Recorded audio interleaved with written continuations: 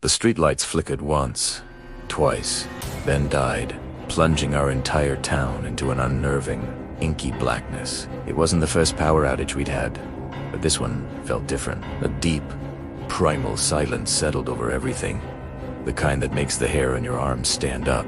I fumbled for my phone, its flashlight beam cutting a nervous path through the living room. That's when I heard it, a soft, rhythmic scratching sound from outside. Scritch, scritch, scritch. Probably just a tree branch against the window. Primero told myself, my heart thumping a frantic rhythm against my ribs. I crept to the window and peered out. The world outside was a void, a canvas of pure black. The scratching stopped. I held my breath, listening. Nothing. Just the sound of my own ragged breathing. As I turned away from the window, a flicker of movement in the corner of my eye made me freeze. Primero looked back, scanning the darkness. There, at the edge of my neighbor's lawn, a silhouette stood unnaturally still. It was tall, impossibly thin, with limbs that seemed too long for its body. It wasn't human. It couldn't be. My mind raced, trying to make sense of what I was seeing. A prank, a trick of the light. But the shape was too defined, too deliberate. It took a slow, jerky step forward, its form momentarily illuminated by a distant flash of lightning.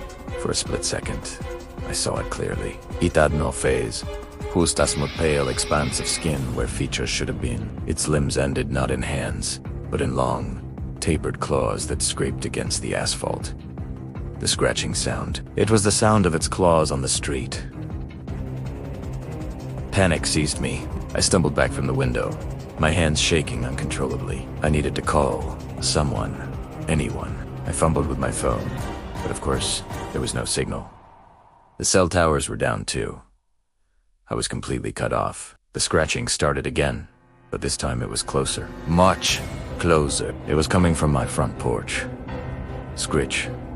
Screep. Scritch. It was testing the door. Primera va. Scared wide, my eyes locked on the front door, expecting it to splinter and burst inward at any moment. I grabbed the heaviest thing I could find, an old iron poker from the fireplace. My only pathetic defense. The scratching stopped again. The silence that followed was even more terrifying. What was it doing? Was it listening? Waiting? Then, a new sound. A soft, wet tapping on the living room window. Tap. Tap. Tap. Tap. I spun around, my blood turning to ice. The silhouette was there, pressed against the glass. Its blank face was just inches from mine, separated only by a thin pane. It wasn't trying to break in. It was just watching me, its head tilted in a curious, bird-like motion. I couldn't scream. The sound was trapped in my throat, a choked, silent sob. I stared into that featureless face, and a thought, not my own, echoed in the silent chambers of my mind. It was a cold alien whisper that promised that the darkness was its home. And now, it was ours too. Then, suddenly as it began, the lights flickered back on. The TV blared to life. The refrigerator hummed. I blinked in the sudden brightness, my eyes watering. I looked back at the window. It was gone. The street outside was empty, illuminated by the familiar, comforting glow of the streetlights. Was it a hallucination? A nightmare brought on by the sudden blackout? My hand, still clenched around the fireplace poker, trembled violently. I knew it wasn't.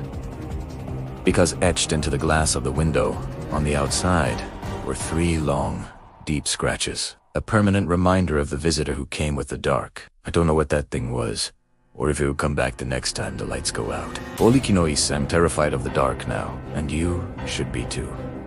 Thanks for listening. If you enjoyed this story, be sure to subscribe for more.